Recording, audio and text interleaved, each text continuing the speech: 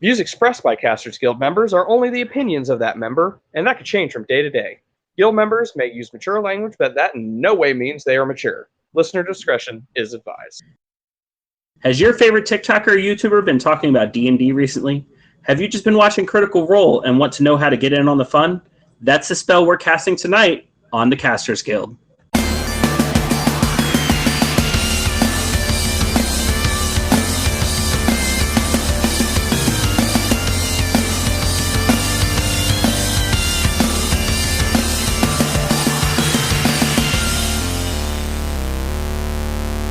Thanks for tuning in to the Casters Guild. I'm Rick Perry, your guild master.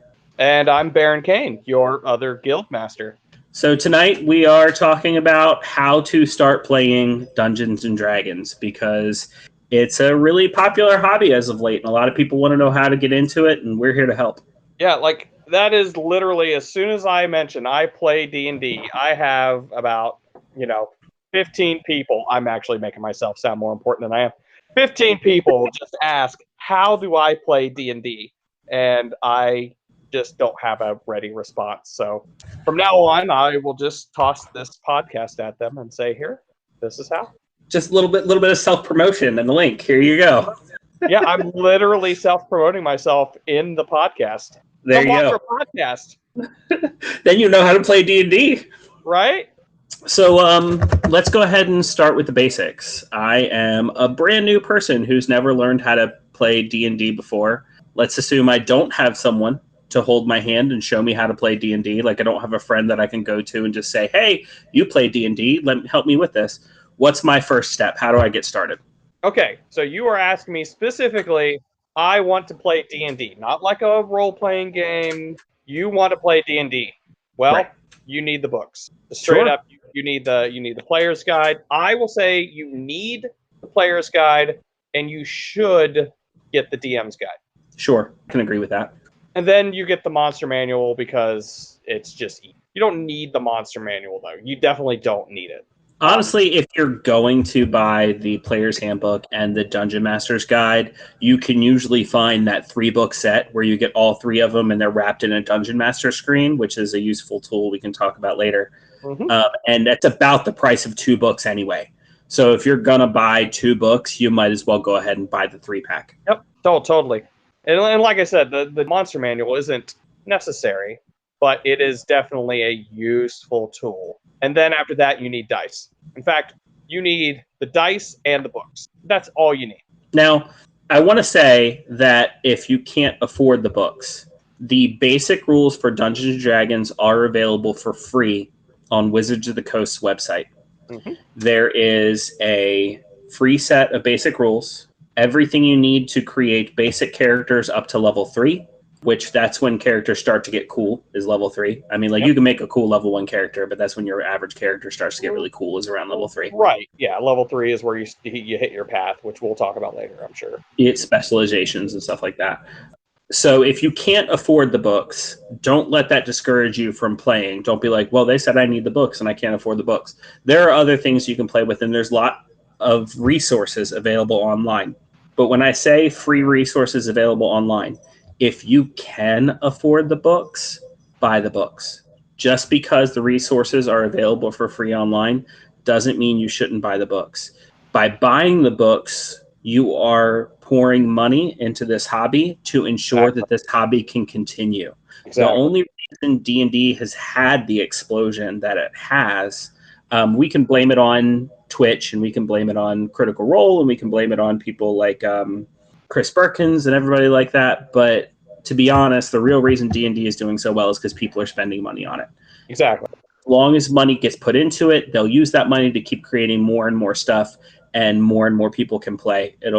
That's part of the reasons they made the basic rules for free anyway, is because they are making money on the actual books, and it gets more people into the hobby. Yep. And that's one of my biggest arguments when people want to talk, like especially people your age, my age, maybe 10 or 20 years older than me, who want to bitch about these new players that only have come in because of Critical Role, or only know about 5th edition, or only know about 4th edition even, really. And they want to bitch about that's the only thing they know. They're not really D&D fans. You know what? Let them come in. Teach them, other ways to play, other editions. These people are bringing in money to a hobby that I love.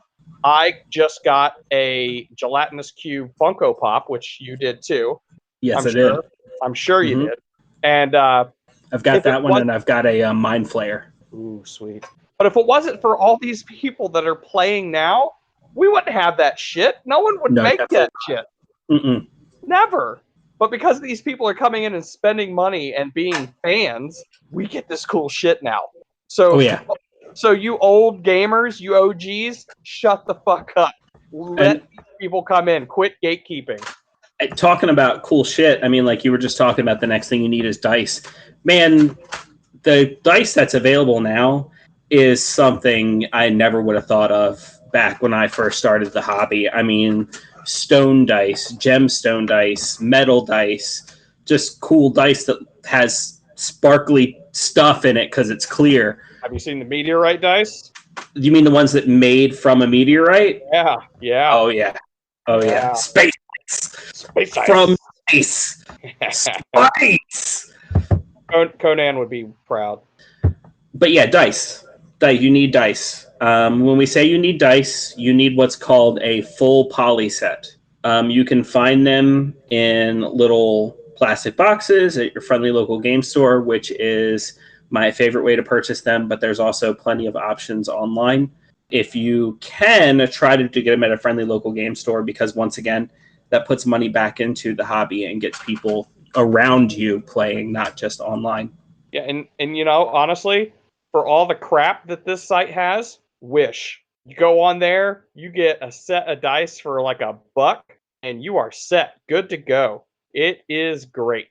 And for anyone listening to this podcast who is currently playing D&D, and maybe you are trying to get your friends into D&D, maybe you've directed them toward this podcast as a way of getting into D&D, I personally have a little tradition, and I think if you are a gamer, you should try to carry on this tradition. I have a tradition that nobody buys their first set of dice. I always try to gift new players their first set of dice. I keep 4 or 5 sets on hand that I do not use, and keep them in little velvet bags or little plastic containers, something that's easy to hand to somebody and be like, hey, we're playing tonight. Here's your dice. Don't worry about giving them back. They're yours now. Yep. And I don't keep things handy like that, but I'm also a dice goblin, and I have a whole box of dice that I claim that I use all the time. And if I just get someone that wants a set, or they're new to the game, then I'm dropping a set of dice in their hands. It's just, what, seven dice? Yeah, I mean, let's see. If you're buying them individually, if you're not getting the set, you need a D20. And when I say D and then a number, that number is how many sides that particular dice has. Mm-hmm. That'll come up a lot in basic rules and stuff like that too. I'm not sure if they clarify that in the rules, but they do say D20 and D10 and D6 and things like that. And what they're saying is dice with that number of sides. Correct. So you'll need a D20, a D12, 2 D10s. That's together, they're called your percentile die. One of them has 2 numbers on each side, and one of them has 1 number on each side. And when you're rolling percentile, that counts for your 10s and 1s column. You'll need a D8, a D6, and a D4. Now, not every character is going to use every die in that set, seeing as how pretty much everything except the D20 is mostly used as a damage die. So if your character isn't using that damage type, you won't use that die. But having them all is useful that way. If your character happens to need that type, you've got it. Yep. No, you know what? I think you covered everything I had in my head what I was about to say, and you covered every single fucking thing I was about to say. I'm like, fuck. I was going to say like half of that. What just happened? Anyway. Okay. Okay, so our theoretical player, our new person to D&D, now has a set of rules, either the basic rules for free off of wizards.com, or they went out and got a player's handbook. Yep. And they now have a set of dice. What's next? To them by someone very nice. Exactly. What's next? Honestly, a character sheet at this point. I mean, you can get a piece of paper and you can scrawl everything you need on it. If we're looking at free rules online, someone was nice and gave you a set of dice, then let's just keep this cheap. You get a piece of paper and you copy what you need onto that piece of paper, your stats, and you know what? Don't judge, because I've done it plenty of times. I've wrote down everything I needed, my stats, my skills, everything onto a piece of paper. I've done this for D&D. I've done this for White Wolf. Oh my God, I did this for Shadowrun. That was a mess. Anyways, that's all you need. You just gotta put that down there, and if not, go to a library and you can print out a character sheet, easy peasy. You can either Google Dungeons and Dragons 5e character sheet, or that same place where you can get free rules on wizardsofthecoast.com. They've got a bunch of different PDFs that you can print, and one of those PDFs is a basic character sheet. And the basic character sheet technically has 3 pages. You can do 1 page front and back and then do the 3rd page, but you only need the 3rd page if the character you're playing casts spells.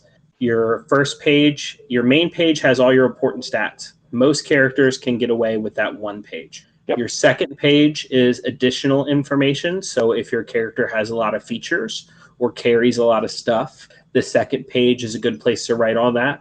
Or if you need somewhere to keep your backstory, the second page is a good place to put your backstory. And then your 3rd page is a spell sheet. You really only need that if you're playing a heavy spellcaster class, because even if you're playing a class that only casts a couple spells, you can usually keep those on your 2nd sheet. You don't need that whole separate 3rd sheet. And I will say this, if you're anything like me, you're going to need more than just a little section for your backstory.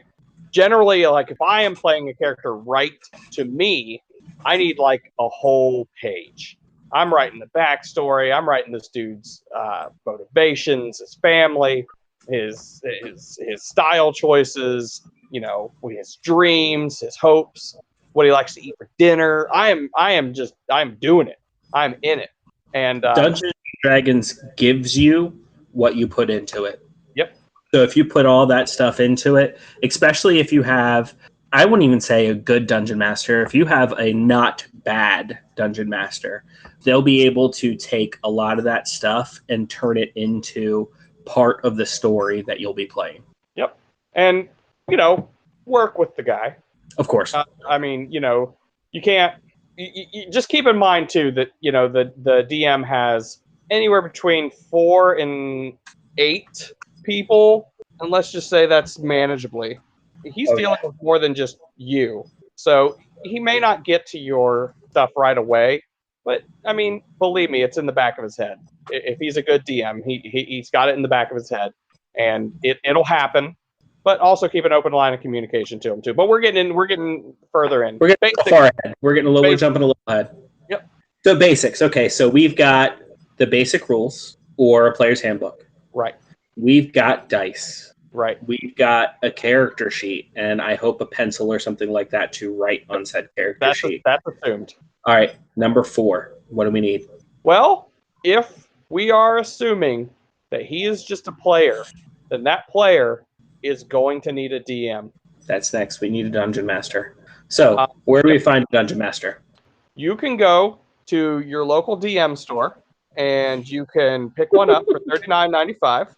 DMs are us. I mean, that's the best place. No, you really just got to trick some poor sap into knowing the rules and then running it for you. Someone that likes to tell a story, and we'll do that for you. Now, you get an ideal game, you're not going to have to trick a poor sap into it. Because in an ideal game, the DM is going to have just as much fun telling a story as you are going to be playing it. The DM doesn't have to play a character because he's playing every character but you. It's really, actually, in a good game, it's an ideal situation because he's in full control of everything that's going on, and he still gets to role play. It's ideal. Yeah, I mean, like you just got to remember, a lot of DMs forget this, but you know, the DM is a player in the game as well. They're there to have fun just as much as you're there to have fun. Some DMs, especially the people who say, "Oh, I'm stuck as the forever DM," they look at DMing or dungeon mastering or storytelling or game mastering or whatever you want to call it for the system you're playing. They look at it as work. If you're a new dungeon master out there, like, you know, don't look at it as work. It's play. You're having fun too. I will interject. If it gets to the point that it feels like work, then you need to stop. Yeah. Or reevaluate what you're doing. Change it up. Yep. Change it up until it feels like play again. Yep.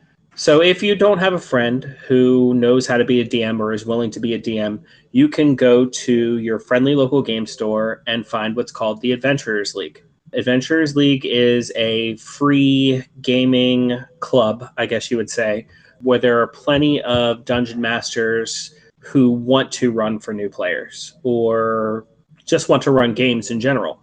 Mm-hmm. So it's an easy way to get into Dungeons and Dragons, much easier than it's ever been before, in my opinion, especially with 5th edition and everything. You can just kind of jump in and jump out. And if you are playing a game on the East Coast and then the next week you move to the West Coast and you jump into Adventurers League, they're going to be playing the exact same game you are playing on the East Coast. They might be telling the story a little bit differently, but you shouldn't be lost. I mean, like, you should be able to pick up right where you left off. And I will say this about the Adventurers League. Everything that we've told you up to this point, in an ideal situation, you will need nothing what we just told you. You could walk right into an Adventurers League game with no inkling of the rules, no dice, no character sheet, no book, and you should be able to sit down, be guided through the character creation, have a character sheet there for you, and honestly kind of taught the game as you play. Really, the only thing you would possibly need is your own set of dice, unless you wanted to bum a set of dice off of somebody there. And usually they'll completely let you. Especially your average Adventurers League is going to have at least one dice goblin, and like they're going to be there with more dice than they can handle anyway. And not only that, we'll be so happy that there's someone who wants to check out their dice. So. Yep. I ran Adventurers League for a little bit, and we had a couple people that would come in, had no clue what D&D was, and I sat them down, gave them a character sheet, gave them some dice to borrow, and really just they sat down. Role-playing, everybody knows how to role-play. You play pretend when you were a kid, everybody knows how to role-play. All they needed to know was what dice they needed to roll and what to add to it. That's actually where D&D is simple.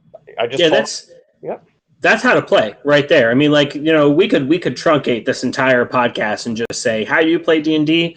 You roll a die, you add a number to it, you play pretend based on that result. That's it. I mean, like, we can talk about how you need this, and you need this, and you need this, and it can make it sound a little complicated, but it really has never been easier to play Dungeons and Dragons. I've only ever played 4th edition and 5th edition, and I will say 5th edition is less complicated than 4th edition in many ways. Oh, yes. And I have played a little bit of 3.5 and Pathfinder as well, and 5th edition is definitely less complicated than those. That is true. It has never been easier to play Dungeons and Dragons than it is with 5th edition this day and age. If you can roll a die and you can add a number to it, and honestly, you don't even have to do that. You can look at the Dungeon Master and say, I rolled a 12, my score is a 7. What's that mean? I'm telling you straight up, my 10-year-old daughter ran a D&D game for me. And she did really well. She did really well. I was unnerved with how well she did. And she just started playing too. Yeah. And that's all it is. You just have to have, I mean, yes, there are a lot of intricate rules, but all you need to know is you are doing this thing. This is the stat that you need to overcome this thing. Roll your d20, add your stat. Did you break the difficulty? That's all you need to know. It's so simple. And then you get into the intricate rules, and it gets a little more complicated at that, but it also gives a sense of depth to the game. So yeah, a 10-year-old can run the game. You can play the game. Yeah, absolutely. Yeah, it's great. All right, now let's get into what's going to be my favorite part of this podcast. I am a player. I have my books. I have my character sheets. I have my dice. I don't have a dungeon master, and there is no Adventurers League anywhere near me. Oh, no. What am I going to do? Well, there are games that you could join on Roll20. There are. However, I will say if that's your last resort, then yeah, go ahead and join those games. I would say your first game, try to do it in person. Oh, yeah. Oh, I mean, no. And not only that, not even just the first game. If you've been playing for 20 years, I always try to do it in person. Always Right. try to do it in person. Let's just say it always feels better face to face than over a computer. It does.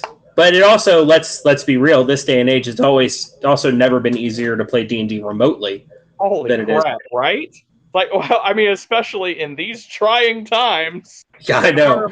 Our entire D&D game is going remote. Let's see if I can get this up in enough time for people to... Oh, it'll be up in enough time. We'll still be under... it'll be fine. We'll still be under quarantine. People will still understand what we're talking about. Well, I mean, you hear people talk, it's going to be good in a week. All right. Anyways, when people all hear this and half of us are dead. But anyway, what I'm getting at is that if you can't find a DM and you can't get it on an Adventurers League game, then guess what, buddy? You're the DM. That's right. And you're going to love it. It is a lot of fun. I mean, this is coming from two Casters Guild Masters. We have both, I think, been DMs way more than we've been players. At least I can say that's true for me. Yeah. No, I definitely agree with that. Yeah, we've both been DMs way more than we've been players, and that's because it's fun to do. And like a lot of times, that's the only way you're going to get to play. Somebody's got to run the game, you know. And the cool thing about Dungeons and Dragons is a lot of people will tell you the point of Dungeons and Dragons is a lot of different things. I am here to tell you, and I almost don't even want to say this is my opinion. I almost want to say like that this is fact. You know what?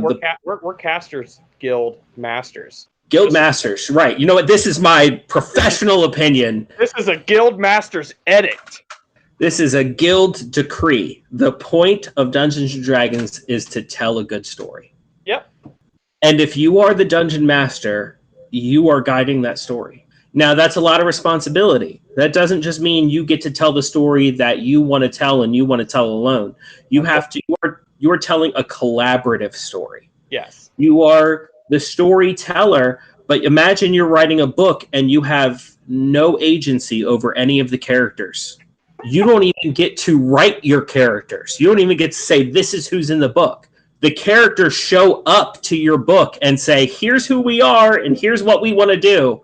And you kind of got to go with it. But you are everyone they interact with. You are everywhere that they go. You are their allies. You are their enemies. You are what they need to overcome and the force that stands behind them. In fact, one might say, using Joseph Campbell's hero's journey, you may not be the hero in this case, but you are the journey and every step on it. 100%. 100%. Decree. Guild decree. But yeah, so dungeon mastering, if you've never played the game before, will seem really intimidating, would be the word I'm looking for. There's a lot to it because your players will look at you and expect you to know the rules. You know what I mean?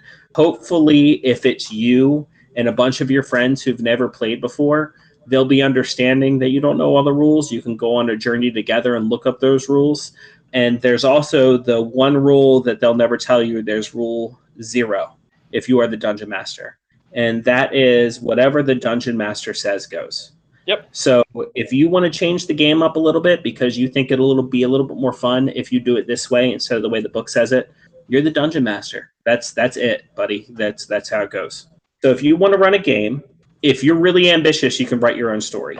However, if this is your first time ever running, I would recommend picking up a module. There are many resources you can use for this. There is the Dnd Starter Set, which not only comes with the basic rules, some dice, and some character sheets for your friends with what first level characters already pre-made for them. You can set them down and be like, canon those character sheets and be like, hey, pick your character instead of them all having to learn how to create characters. And a nice little early adventure that you can start them with. And if you like that adventure, it leads right into the Tyranny of Dragons adventure books that you can buy, and that gets them all the way up, I think, to like level 11 or something like that. So it's from level 1 to level 11. So it's a nice long... I was playing that particular adventure from the Lost Mines of Fendelver, which is a nice little module that comes in the starter set. Sounds so pleasant. Oh yeah, it really was, actually. all the way up through both books of Tyranny of Dragons, and it took a little over a year, and we were meeting almost every Sunday for like a 6-hour session. That's a lot of D&D. I was going to say one could even just get into the Adventurers League again and be a DM and use those modules. However, with the Adventurers League, you are going to have players who are super experienced, not experienced, and anywhere in between. And you are going to be dealing with a setting that you may or may not be familiar with. But it's all set in the Forgotten Realms. And if I just said those words and it just flew right over your head, maybe not do Adventurers League. Because not only are people going to expect you to know the rules, but they're going to expect you to know this setting too. Mm-hmm. So while jumping in and playing Adventurers Guild, you can do with no experience whatsoever.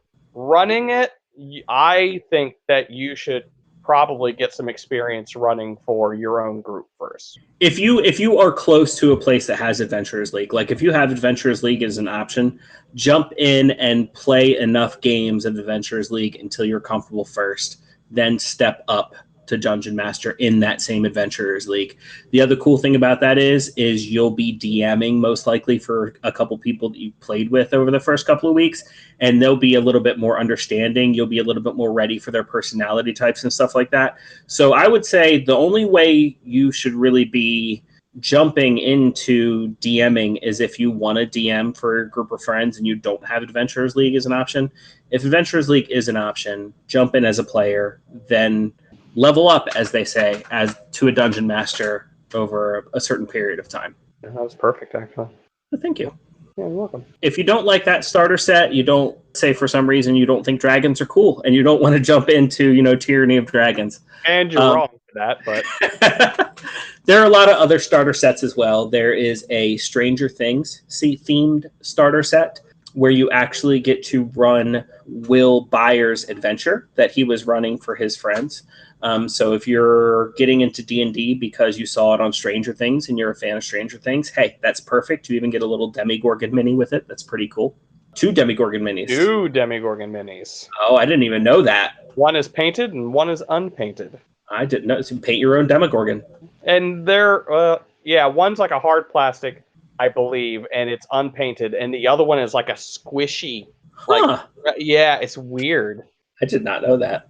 It's funny because I have the little Demigorgon at work standing right in front of an actual Demigorgon. Well, not an actual Demigorgon, but yeah, an actual Demigorgon from the D&D game, and it's like, maybe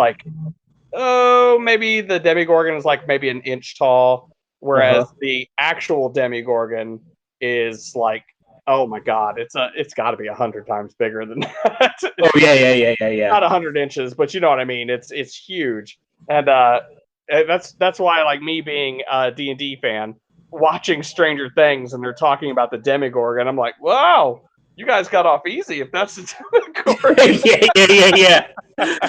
Same thing with Mind Flayers in season 2. Like, it's yeah.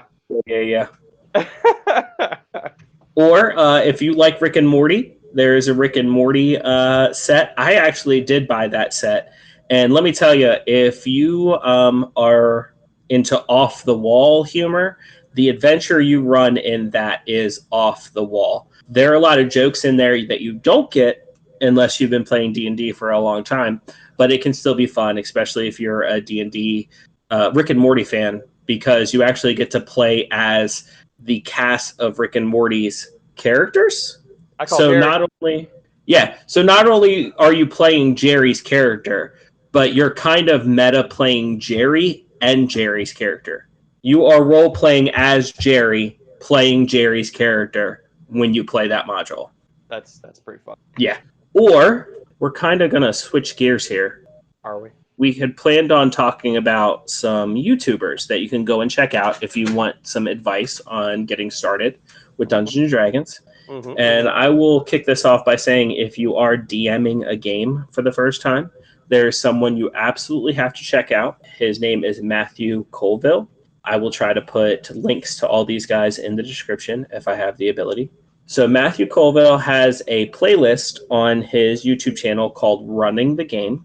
The first couple videos are all you really need. It's like a 50 video long playlist. So if you've got the time, hey, binge it. I mean, like, it's all good stuff. Even if you've been a dungeon master for a long time, it has a lot of good advice on running games and running games in the way that lets you tell a good story together instead of, you know, power gaming or whatever. But the very first video has you sit down and write an adventure with him, so you get to see how an adventure is written. And I actually sat down and did this along with him and cranked out my own little module that I ran for many first-time players that works great and is really easy to run and is super simple and super fun. And like, he's got you running your own adventure in one YouTube video, and it's not even that long. So I would recommend highly checking that out. Well, I got 3 people that I mainly watch. The first one is Esper the Bard. He's got a great channel, especially like if you're looking to run games or really try to be really creative in the creation of your encounters, especially. He has a ranking system on like monsters and classes, races. He's got a little thing to where he shows you basically him building a map just on a piece of graph paper. He gives you little tips on like shading and just stuff like that. It's great. And then the next one is Mr. Rex. Mr. Rex also, I think, is good for people who are looking to run games, but also in a way, especially if you love to add lore to your games. He has a series that I like. It's What They Don't Tell You About, and then just add in whatever, like what they don't tell you about elves, what they don't tell you about dragon turtles, or anything like that. It's great. And really, even if you're not running games, it's kind of cool to just go and watch, because there's a lot of story that you miss out on in reading the books. So it's really cool to go in there. And it gets really specific too. It's not even necessarily like what they don't tell you about dragons. It's what they don't tell you about green dragons or gold dragons. And then there's Runesmith. Runesmith is admittedly not as serious as the other 2 guys, but really just as informative. He has a series that I like called, I just call it Basically. Again, just like the What They Don't Tell You About. Basically, and then insert thing here. And he's hilarious. Hilarious and informative, which is just great. He will definitely kind of crap on a couple things, but that's fine. But he also has like guides to world building. He talks about spells, flavoring in your world. It's just great. These 3 guys are pretty much my staple go-tos. And a lot of the D&D that I've been running is heavily influenced by a lot of the stuff that they talk about. Yeah, absolutely. If you're wanting to learn how to play your character, let's say you have your character sheet written up and you're like, well, I still don't really understand what I'm supposed to do as this character. 2 people I would recommend looking at are XP to level 3 and JoeCat. They both do series that are basically comedy on particular classes. Now, we'll say not everything they say is great advice. They make a lot of jokes based off of stereotypes for those classes. But the really cool thing about that is it's going to make you laugh. And if it makes you laugh, you will remember it. So while, let's say you watch... That's literally my D&D games, by the way. If it makes you laugh, you got to remember it. So let's say you look up JoeCat, and his series is called The Crap Guide to Dungeons and Dragons, and he literally admits that it's a crap guide. But let's say you look up It's a Crap Guide to Dungeons and Dragons, and you look up Warlock. So he's basically going to say all Warlocks are good for is Eldritch Blast. I mean, like, that's like the joke. And he makes a lot of jokes about it. And, like, of course, Warlocks can do other things than Eldritch Blast. But when you're playing your first Warlock and you're sitting there and it's your turn at combat and you're like, okay, I can't figure out what to do, you're going to remember that JoeCat video and be like, Eldritch Blast, you know what I mean? If I don't know what else to do, that's what I need to do. That's my bread and butter. XP to level 3 goes a little bit more in-depth than JoeCat does. His videos are a little bit longer. JoeCat's videos average at about 3 minutes. XP to level 3 averages about 10 to 15 minutes. So he goes a little bit more in-depth. They're both really funny, so like they'll both help you remember. And if you are playing a wizard specifically, or if you are just being a dungeon master or any other spellcaster for that example, I highly recommend checking out Z Bashu. Z Bashu does a series called Animated Spellbook. He tells you a lot about different spells that can be cast and a lot of really cool things you can do in Dungeons & Dragons that a lot of people don't realize. Watching Z will teach you how to bend the rules to your will. Watching Z will let you figure out how to use things in ways they weren't necessarily intended to be used, but it leads to some fun results. And like that's the whole point, once again, of Dungeons & Dragons, is to tell a good story and have fun. Exactly. So now that our hypothetical player has a character sheet, has a DM or is a DM, and is ready to start a game, why don't we talk about some tips and tricks, some do's and do nots, maybe for younger players. Okay. Tips and tricks. So I would say if you are creating your first character, a lot of veteran D&D players will give a lot of crap to the people who are playing their first character and they're playing a human fighter or something they consider basic, or any of the other stereotypes of D&D, like the loving bard or the shifty rogue, super edgy, or the bookish wizard or the dumb barbarian. Here's the thing about those stereotypes. If it's your first character, don't be afraid to play one. It makes it really easy to role play. I mean, like, it makes it when you're in a situation, you're like, okay, what would my character do? Playing one of these stereotypes, things you've heard about over and over again, makes it really easy to decide what your character's going to do. Now, on the flip side of that coin, if this is your 15th character, maybe you've been playing D&D for a long time, at least if I'm your dungeon master, please don't play one of those stereotypes. Think a little bit outside the box, make your character a little bit more three-dimensional, and make something, a little bit more new and interesting. But once again, don't let that discourage you from playing those stereotypes in the beginning. That's how you learn. I will say this. I don't mind someone that's going to come to my game with a stereotypical character. If you are a new character or a new player and you're playing a stereotypical character, then you know what? You're going to run with it. You're going to have fun. And you will be that stereotypical Gronk the Barbarian, and you're going to have a good time. If you are an experienced player and you come to my table with Gronk the Barbarian, that's great. But I'm going to challenge your perception on that character. I'm going to force you to evolve that character while you're playing. Very, very good. But that will be the fun part for an experienced player, though. And I guarantee you that's why he came to my table with a Gronk the Barbarian. Or Horny the Bard. Horny the Bard, yep. We're just going to come up with names. So what? So we've got Gronk the Barbarian, Horny the Bard. Edgy the Rogue. Edgy the Rogue. Let me tell you about my dark and mysterious backstory that's so interesting.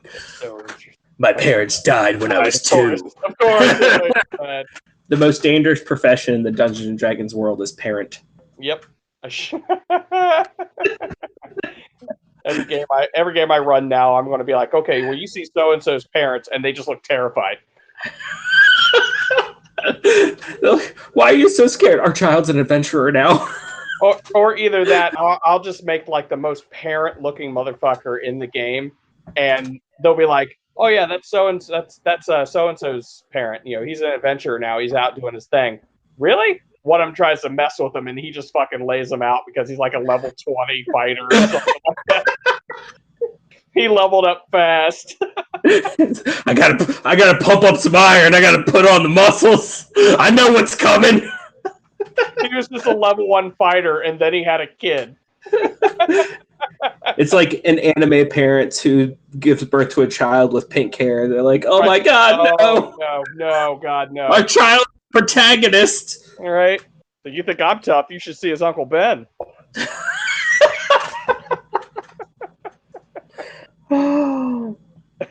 So yeah, if you don't know what to play, just pick up one of those stereotypes. I mean, like, it'll be easy. Another thing I found today, actually, fastcharacter.com. If you don't know what to play, You can go there, literally type in a race, a class, a background, and a level. You don't even have to name that sucker. Yep. And fastcharacter.com will pump out a character with a name, all the stats. The only thing you got to come up with is a story for that character. Which you want a story for your character? I got a site for you. This is a tried and true favorite of mine. It's who the fuck is my dndcharacter.com. Who the fuck is my D, the letter N, D character.com. It is wonderful. I think we're both going to try this, so I'm going to go ahead and hit it. Surly dwarf sorcerer from the Shade Forest who believes plate armor is just a sign of being posh and overproof. Wow, I like that. I'm just going to save that. That's actually a good one. All right. I'm going to roll the stats for a fucking somber halfling monk from an abandoned fortress who studied interior dungeon design. And if you don't like that, there's a little button that says, I've already fucking role-played that one. Or, I don't really give a fuck about that guy, and you can click it and it'll give you a new one. And I would say go there first, because that'll give you your race and your class and a little bit of a background. You know, it'll give you an idea what background you want to pick on that little character sheet. Then you head on over to fastcharacter.com, punch in that race, punch in that class, punch in that background. It'll pop you out the stats. So you have an interesting character right there. It's done. Maybe we'll just go ahead and do that. We'll roll up our idea for the character. We'll go to fastcharacter.com. We'll make our character and we'll put it in the comments or something. Don't count on it, but we might. Yeah. That's the other thing. It gets real easy to share PDFs with character sheets nowadays. Oh yeah. And then maybe you can play your first level 1 character as a character of a guild master. Oh my god. I want to hear stories. Yes, if you do that. I'm not counting on anybody doing that. No. Do that. I'm sure our email will be available eventually. Or you can find us somewhere else on social media. Please tell us how that goes. Please tell us how your game playing one of those characters went, because I need that in my life. Yeah. And you know what? And we'll even make it a little surprise. We won't use the ones that we just rolled up. We'll roll up new ones, and then all new ones. If you're listening and you use the ones that we just said, or you use the new ones, I still want to hear about it. Definitely. And if you actually have 2 guild masters that are NPCs in your game who happen to be named after us, then feel free to tell us about that too, because I want to know. We are horribly conceited, and we need to know these things. My ego's bigger than a Turrasque, and I need it supported. And it's got all the spell resistance that comes with it. All the spikes too. Yep, especially the spikes. Man, my ego is so fucking horny. Oh, wait. You know, I know this is so off topic, but I have to say it. Okay. I was reading something the other day where somebody brought up something about the Turrasque from Dungeons and Dragons. Mm-hmm. And the Turrasque is covered in spikes, right? Mm-hmm. In nature, the only reason an animal is covered in spikes is for defense. It's usually something is trying to eat it, and it has evolved those spikes to stop something from eating it. What's trying to eat a Turrasque? That's terrifying, actually. What's big enough that it's putting a Turrasque in its mouth and trying to chomp down? That scares me. Yeah, that's terrifying. I have some theories, but that's for this could be another. We can do a whole podcast on this. Yeah. What's trying to eat the Turrasque? Right. But this is not a Dungeons and Dragons podcast, just this episode. That's right. So now you've got yourself a character or have rolling a character, and now you actually want to play. So let's talk about playing. First of all, don't cheat. There are so many ways to cheat. Yes. And it's pointless. As I've stated before, as I've made a guild decree. Guild decree. The point of Dungeons and Dragons is telling a good story, which means cheating is useless. It's useless. Dumb. There's no point. Right. No one wins. No one wins. Even when you die in the game, if it's done dramatically, if you explain everything and your DM is doing what his job is, his or her job, It's going to be awesome. The death will be awesome. Yes, you will be without that character, but you know what? All those tears that you're about to cry, is it going to be because you lost your character and you're having a hissy fit? All those tears you're crying are because that ending your character just had moved you to the point of tears. Absolutely. Not to mention, if you're really attached to a character, it's really, really hard to die in 5th edition. Oh yeah. Oh my gosh, yes. I helped build my daughter's character because she wanted to play just a little, I guess a little specifics in D&D. Sure. She wanted to play a Kobold Barbarian. And knowing the hardships she was about to face with this character, I helped her choose what she needed to choose to be very hard to kill. And if she is killed, to be easily brought back to life. And really, I mean, even her being a kobold, it is going to be nigh impossible to kill this character at the CR that she's at. Everybody else in her party is going to have to die for her to die. So, everybody hop on the guild train. Is this going to be a thing? I left it in the first one. So anyway, 9 times out of 10 in Dungeons & Dragons 5th edition, if your character dies, it was intentional. And it's usually because you've discussed it with your dungeon master and you're cool with it. The thing about being a dungeon master is we've got this really nifty thing called the dungeon master screen. And most of the time, everything that's going on behind it is a secret. Even the dice we're rolling. And if we roll a die and we know that that die roll is going to kill you, but we don't think your character's death is going to serve the story, then we'll pretend we didn't make that die roll. You're not dying. You're not dying today, buddy. Yeah, we're gonna be like, oh, look at that. That wasn't a 20. That was a 2. Right. You survived. And I will say, flubbing rolls will happen.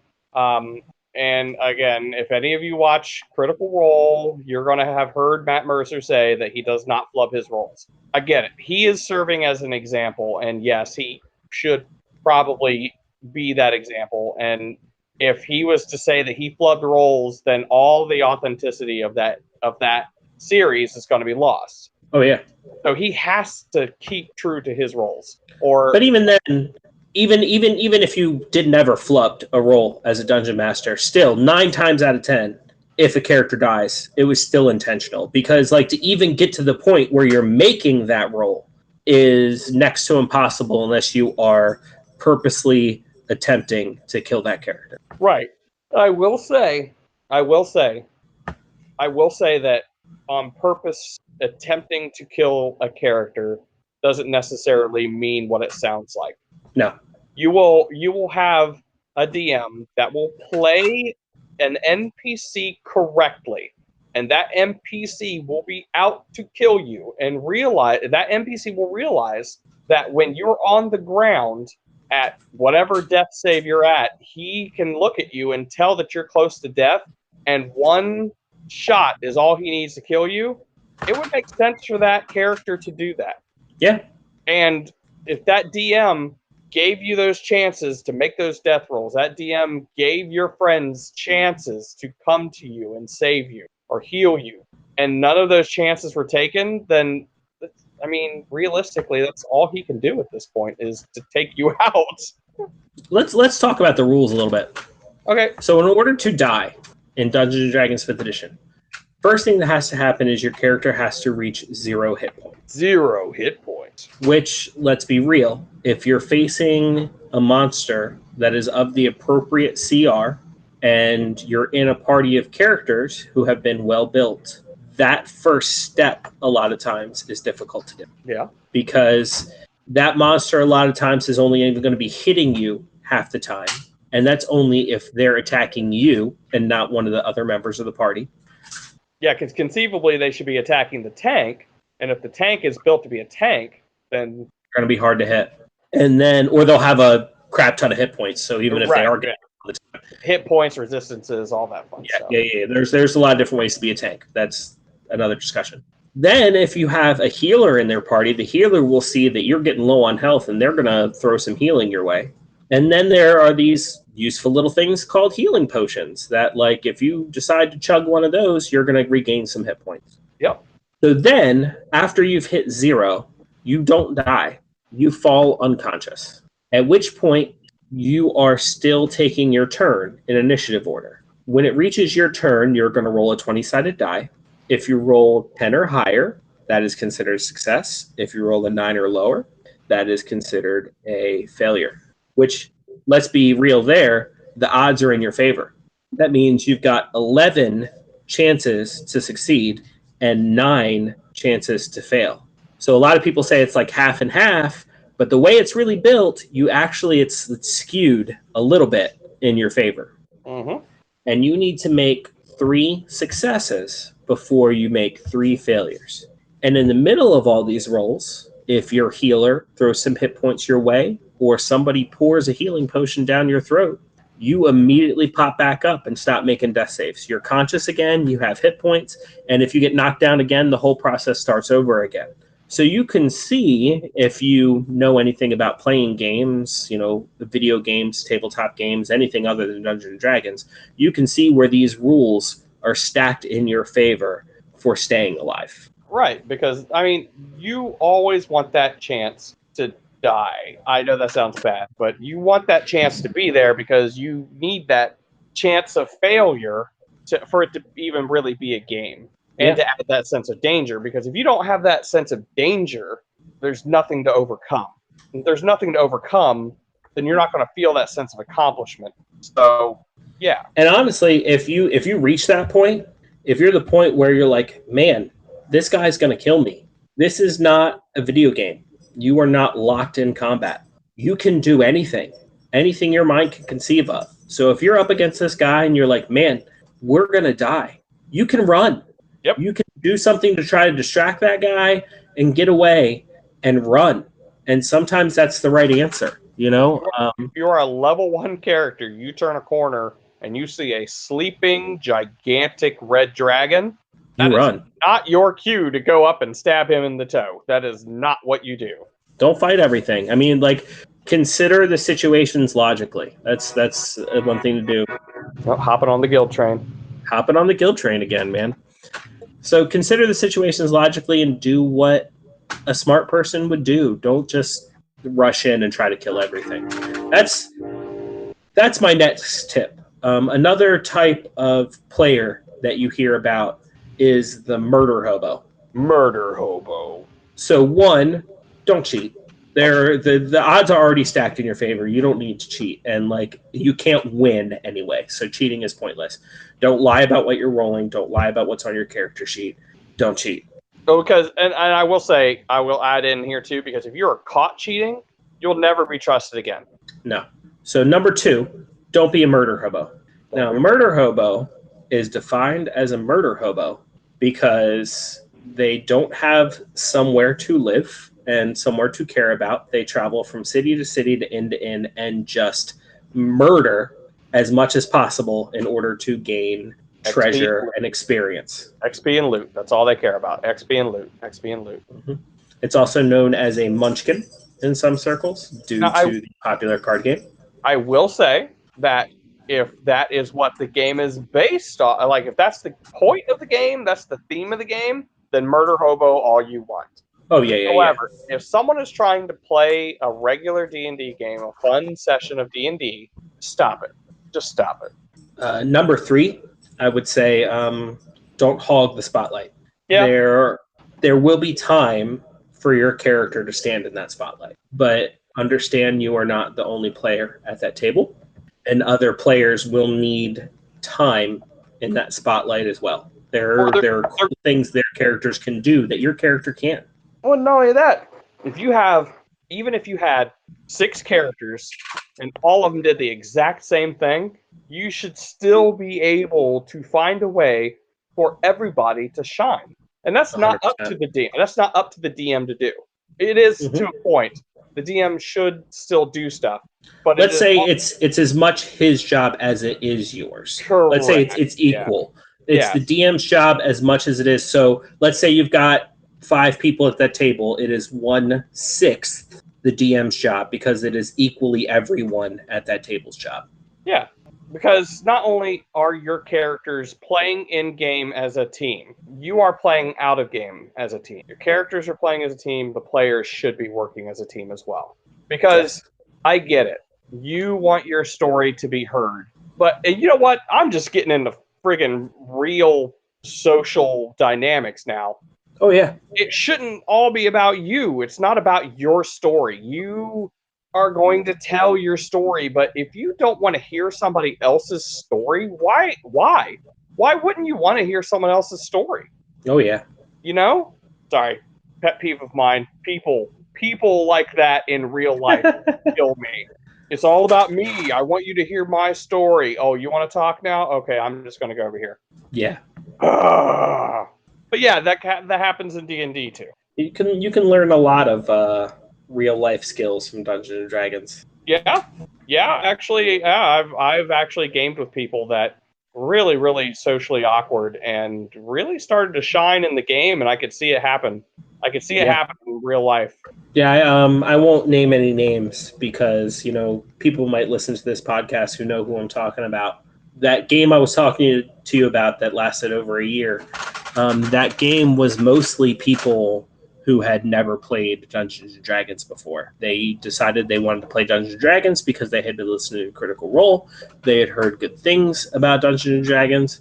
I think the only person I was DMing for in that original group who had played Dungeons and Dragons before was my wife. And even then, she had only played 4th edition and could still probably be considered a new player up to that point. I would still have to help her create characters and stuff like that. And we had one player, and they were very, I guess, an in-the-shell kind of person. Very, very introverted, didn't do a whole lot of things with other people, except they just stayed in their home, played video games a ton.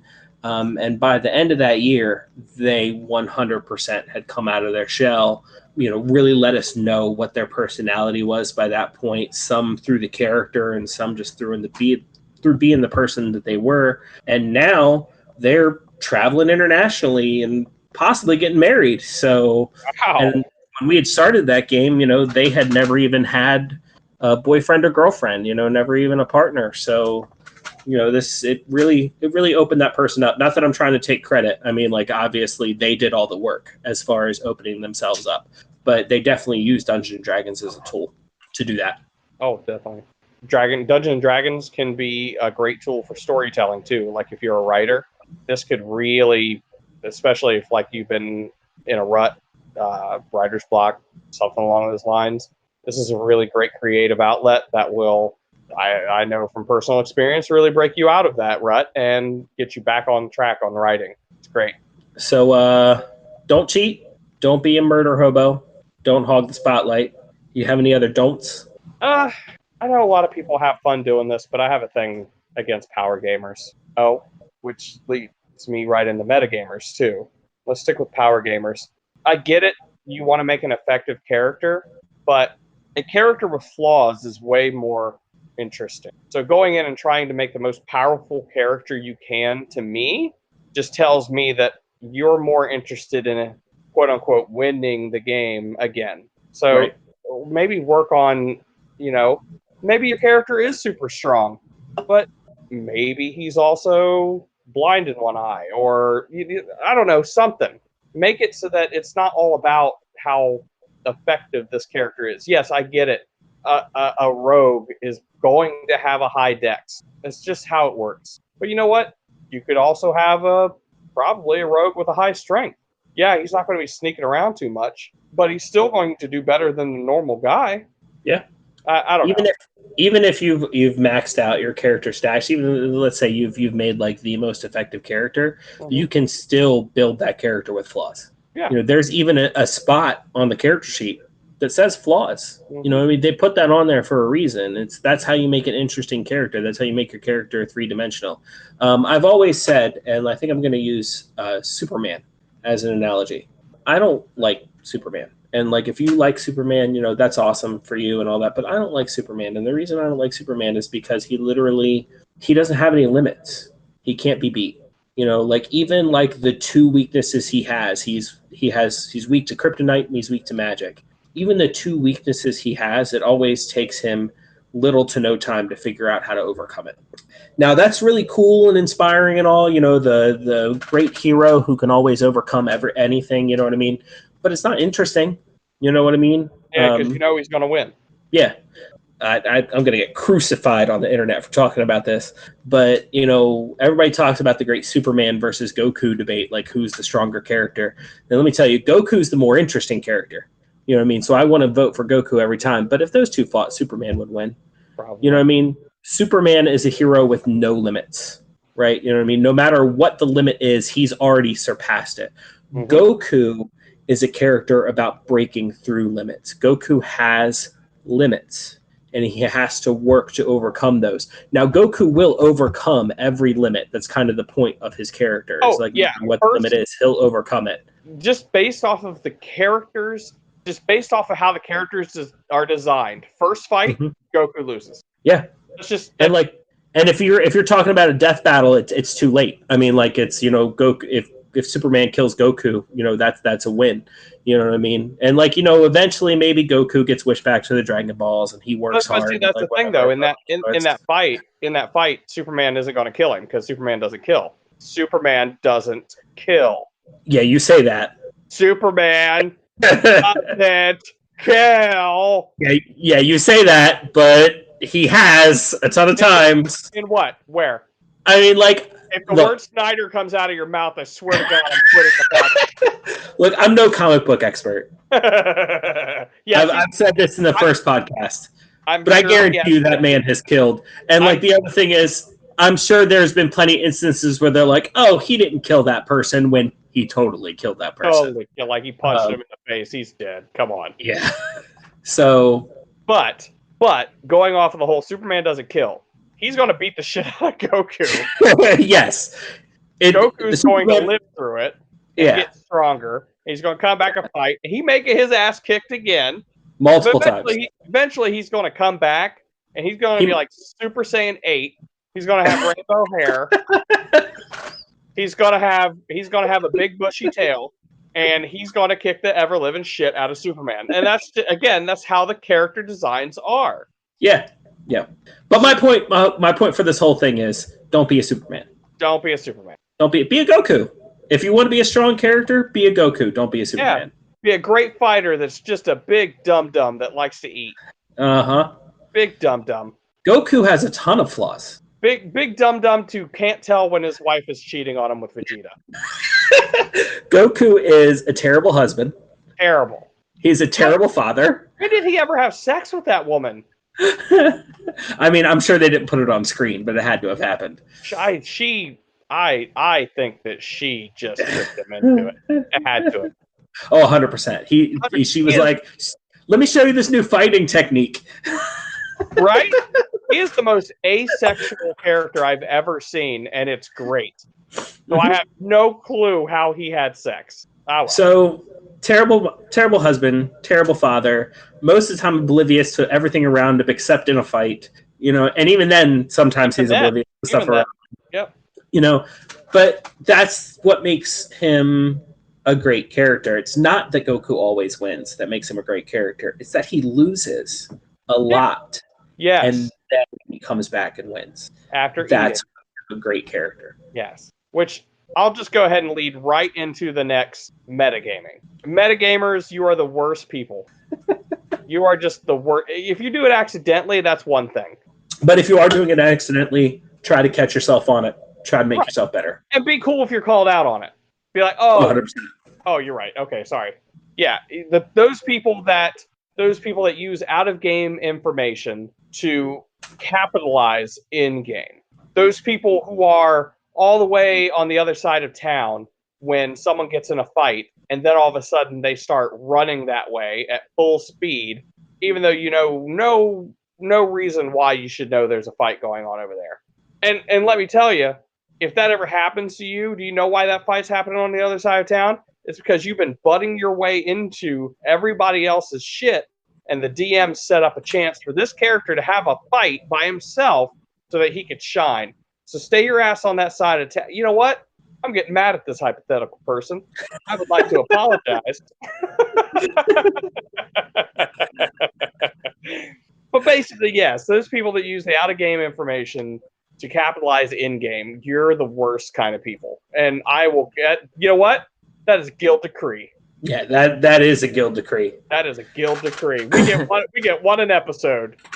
We each get one an episode. And let me tell you, like, you can be the worst kind of metagamer too. Like, metagamer is the worst kind of person. You can also be the worst kind of metagamer. Like, okay, let's say your brand new DM decided to run a game of Tyranny of Dragons. And so you go out and buy a copy of Tyranny of Dragons. What a dick. You know everything that Dungeon Master is about to throw at you? Why? Why? Okay, let me ask you a question.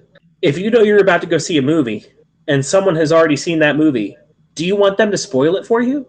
Do you want them to tell you everything that's going to happen in that movie before you go see it? Let's face it. Now, I know people that do. Well, hold on. Let's face it.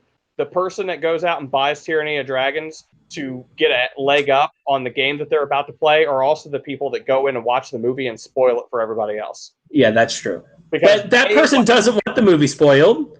Right. Stop spoiling it for yourself. Right. Stop spoiling it for yourself. Like, the whole thing is you're going to have a whole lot more fun if you don't know what's coming. Everybody loves a surprise. Bastard. Fucking hate them. This is where all the mature language is coming in. There's fucking hate them. Fuck them. Who needs them? I'm turning this fucking podcast into an NC-17 fucking podcast because of all the fucks I'm laying down. Fuck them. Hop on the fuck train. That would have been amazing if I just summoned the train.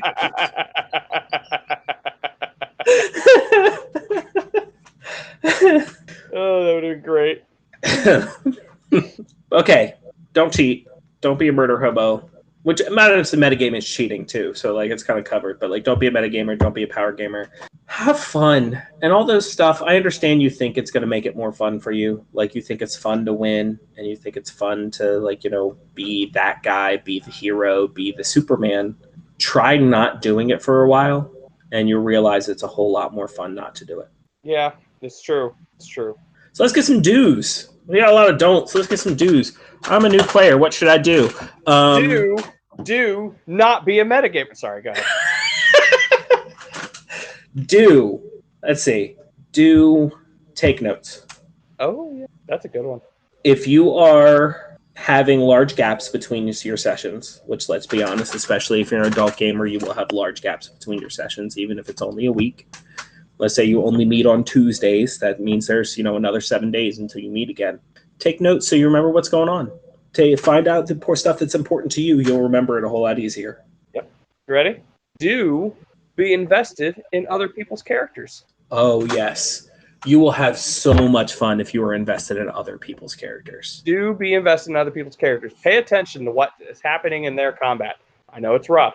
Do pay attention to what's happening in their story. Even if you have nothing to do with it, you were never there, and your character will never know about this. These secrets that are coming out about their characters, they did because they wanted you to find out. They wanted you, the player, to be like, oh, that's a great story. Let's be honest, if you're watching this or listening to this right now, it's because you've watched Critical Role or heard stories about your friends playing D&D. All those great stories that you see on Critical Role, all those great stories that, like, you've heard your friends talk about D&D, it's because they're invested in each other's characters. You can be, on your phone waiting for your turn in combat, and one of those stories passes you by because you weren't tuned in and you weren't invested. Yep. And don't get me wrong. I'm of the belief that a person, like being the DM, I believe that a person can be at the table and check their phone. That's 100%. 100%.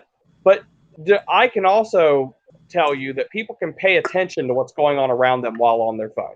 Yes. So just do me that solid and just pay attention. These people, the people that are here that are doing the story, they're not doing it. They're doing it for them, yeah. But you know what? If they were just doing it for themselves, they would write a fucking book. So just listen. Okay. If you're going to be playing for a long time, if you sit down to play Dungeons & Dragons and you're playing any less than 4 hours, it's almost not worth it. Since you're going to be playing for a long time, maybe bring some food.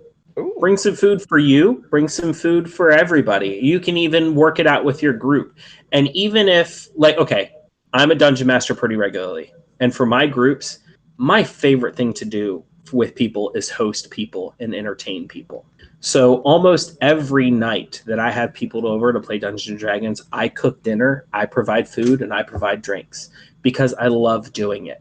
But let me tell you what I love even more. That one time when it's a few days away from the session and they message me in a group message and they're saying, hey, Rick, have you got anything planned for dinner or for food for D&D this Sunday? And I go, well, I hadn't planned anything yet, but I'm sure I'm going to come up with something. And they go, don't worry about it.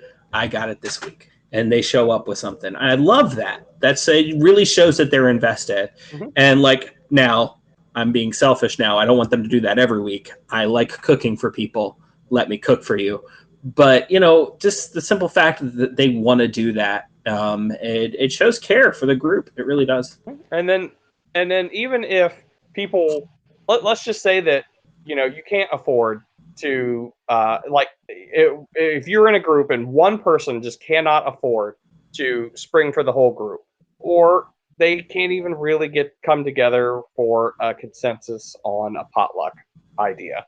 At the very least, take time to eat and drink. Take time to eat and drink.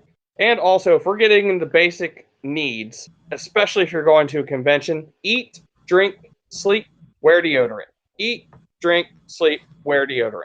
That shouldn't be something that anybody needs to be reminded to do, but everybody should remember to do that stuff. Oh, yeah. I mean, quality of life. You're there to have fun, and you're not going to be having fun if you're hungry. You're not going to be having fun if you're thirsty. If your stomach's growling, you're not going to be having fun if the guy next to you stinks. So, you know, once again, we're there to have fun. A lot of the same rules, like if you look up con survival guides and stuff like that, a lot of the same rules on like what to do at a convention apply to Dungeons & Dragons, because you're still going to have a decent amount of people cramped in one space for what seems like a decently long time. Something that my wife and one of my regular players wanted me to bring up when I got to the do section was do commit. Basically, if you've got a group and your group meets every Sunday, but you're missing every single Sunday, maybe you shouldn't be a part of that group. And no one will be mad. No one will be mad if you realize this and you need to step away. Yeah. And like if you're missing one, you're missing two, like you miss every once in a while, that's okay. I mean, like most of the time we're all adults and like we understand that you have a schedule and working around a schedule is difficult.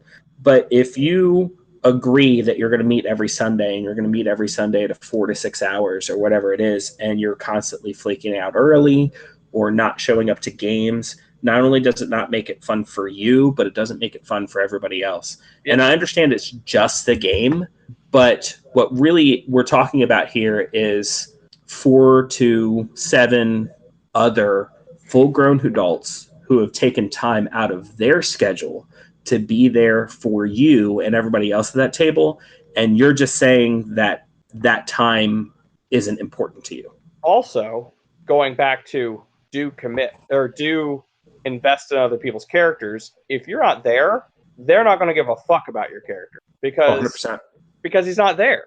They can't get used to you being there if you're not there, and they're not going to invest in your character if their exposure to your character is inconsistent. Right. Like why get invested in this character that's just not going to be here next week? Right. If you're trying to tell this story and your character is basically just a guest character that only showed up for one episode, not many people are going to remember that character.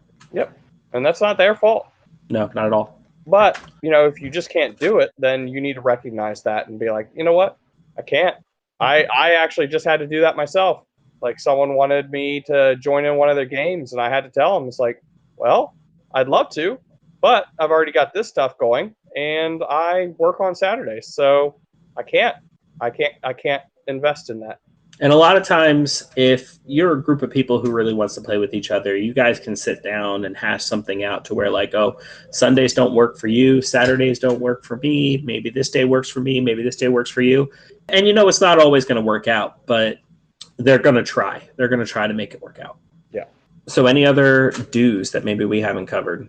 I mean, I'm sure there's tons, but I think we got the big ones. Yeah. So, I mean, like, if you've listened to everything up at this point, you go check out some of the guys that we told you about. I mean, like, you've got more than a basic knowledge. You have way more than what you need to play. You have way more than what you need to play, to be a good player, to be a good dungeon master. It doesn't take a lot. That's one of the really cool things about this hobby. I mean, like, you can put a lot into it and you'll get a lot out of it. But if you're just trying to get started, you don't need a lot. It doesn't take a lot. Anybody can play. Yep, anybody. So if you don't have anything else, I mean, I think that's a pretty good place to wrap up at is, anybody can play. It's easy to play. Just get out there and play. Don't let anything that's stopping you stop you. All right, well, so with that, I guess we're going to go ahead and put a wrap to this. We got everything we needed to talk about on this. You got everything you need to know to be able to get started. And just wanted to thank everybody for listening. We definitely appreciated the company. We'll be back again next week with whatever we're going to be talking about then. Yeah, thanks for tuning in. If you like what you heard, share it with a friend, and we'll see you next week. See you guys. Bye.